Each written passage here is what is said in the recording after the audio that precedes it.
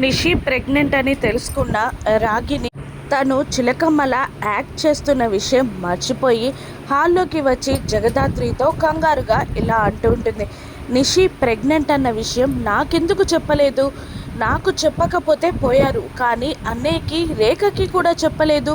ఇప్పుడే నేను రేఖకి ఫోన్ చేసి చెప్తాను అని అంటూ మొబైల్ తీసి రాగిని ఫోన్ చేయబోతూ ఉండగా రాగిని విషయం బయటపడిపోతుందేమో అని టెన్షన్ పడుతున్న జగదాత్రి ఒక్కసారిగా రాగిని చేతుల్లో నుండి మొబైల్ లాక్కొని, చిలకమ్మ ఏం చేస్తున్నావు నువ్వు?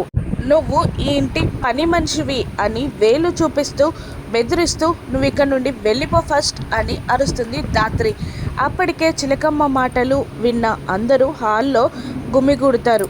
ఏయ్ చిలకమ్మ, నువ్వు ఆగు అంటూ ధాత్రి వైపు చూస్తూ, ఎవరే ఈ చిలకమ్మ ఎవరు అని నిషి నిలదీస్తూ ఉంటుంది. పని మనిషి అని జగదాత్రి అంటూ ఉండగా, ఆహా నేనంత పిచ్చిదాన్నా, తనెవరో ఇప్పుడే తెలుస్తా అని అంటూ చిలకమ్మ మీదికి రాబోతూ ఉంటుంది నిషిక. అప్పుడే జగదాత్రి రాగినికి నిషికకి మధ్యలో అడ్డంగా నిలబడి చేచాచి, తను మన రాగిని అత్తయ్య అనగానే అందరూ షాక్ అవుతారు. నిషి ఏంటి మన రాగిని అత్తయ్య?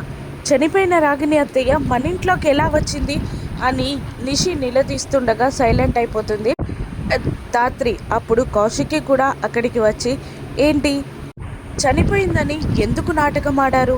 అసలు ఈ నాటకం ఆడాల్సిన అవసరం ఏంటి? చెప్పు ధాత్రి అని ధాత్రిని అడుగుతూ ఉండగా, అది అని నీళ్లు నములుతూ చెప్పడం స్టార్ట్ చేస్తుంది ధాత్రి. ఇప్పటికైనా అసలు దోషి రాగిని భర్త అని, కావ్య కాదని కావ్య నిజాయితీ ప్రూవ్ అవుతుందా? మీనన్ వల్ల రాగినికి థ్రెడ్ ఉండడంతో అలా యాక్టింగ్ చేస్తున్నానని అందరూ ఒప్పుకోగలరా? రాను ఎపిసోడ్స్లో చూద్దాం. Thank you for watching.